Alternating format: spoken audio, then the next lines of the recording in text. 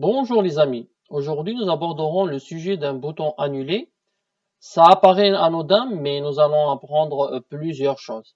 Mais avant, je vous invite à me suivre sur le groupe Prog Expert sur Facebook afin de partager nos idées, nos problèmes et surtout nos solutions. Je serai disponible à vous répondre d'une façon plus individuelle dans le groupe.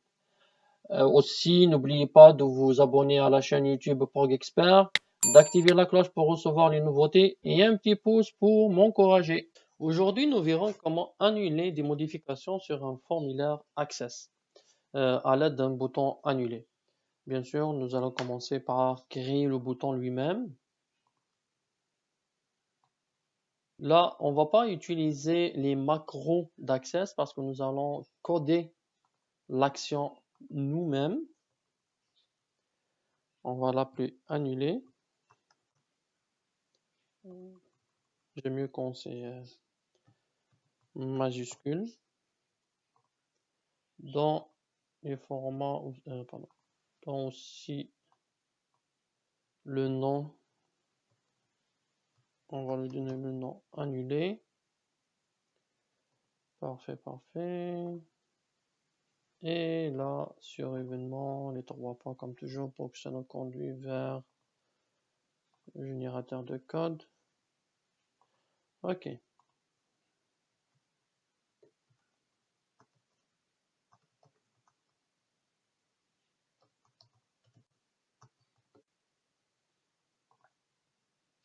La première des choses que nous allons voir, parce que comment nous allons procéder, c'est qu'on va vérifier avant tout s'il y a eu un changement dans le formulaire sur lequel on se trouve. Et la propriété qui nous permet de faire ça, c'est la propriété dirty. Alors, on va commencer par une condition pour la vérification. ME, c'est pour lui dire sur le formulaire dans lequel on se trouve. Dirty, c'est la propriété qui nous permet de faire cette vérification-là. OK. S'il y a modification, qu'est-ce qu'il doit faire? Elle va afficher un message box pour demander à notre utilisateur s'il veut vraiment annuler les changements qu'il a fait.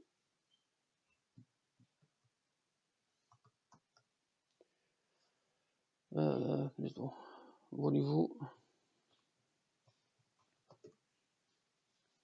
annuler les modifications? Et là, on va dire à notre système que c'est une exclamation.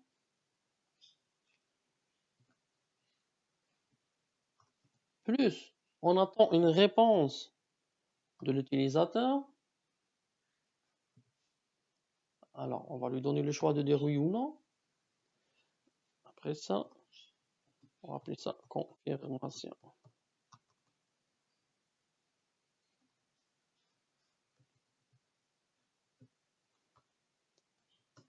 Parfait.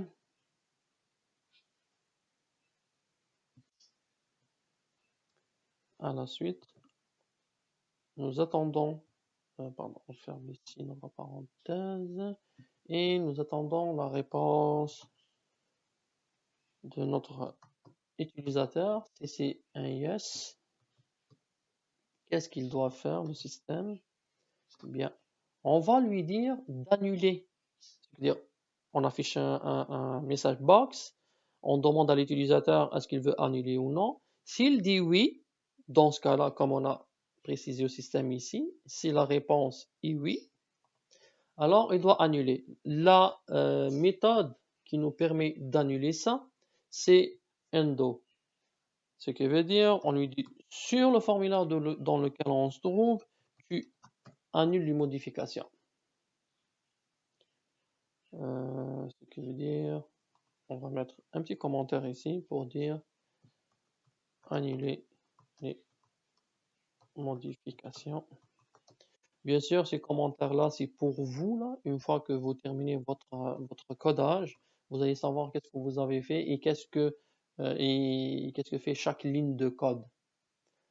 Après ça, cancel égale à false. Après ça, on va lui demander de pointer directement le dernier enregistrement dans notre table. Ça va être à l'aide de la commande do cmd.to.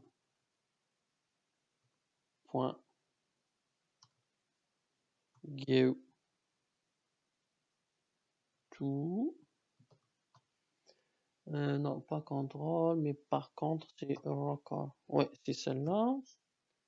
Et il va aller dans le dernier last. Et voilà. Ensuite, on ferme notre end if. Et le second if aussi, il faut le fermer. Parfait. Et voilà. Excellent. Maintenant, on va aller, on enregistre tout ça et on va aller faire notre test. On va aller dans le mode formulaire. On a plusieurs enregistrements. On va aller dans celui-là. Si Momo, on va le changer pour Mimi. Tiens. Mais là, on va lui dire non, j'ai fait une erreur, je veux annuler. On va voir qu'est-ce qu'il fait. Voulez-vous annuler les modifications? Il a besoin d'une confirmation? Oui. Et voilà, c'est retourné Momo.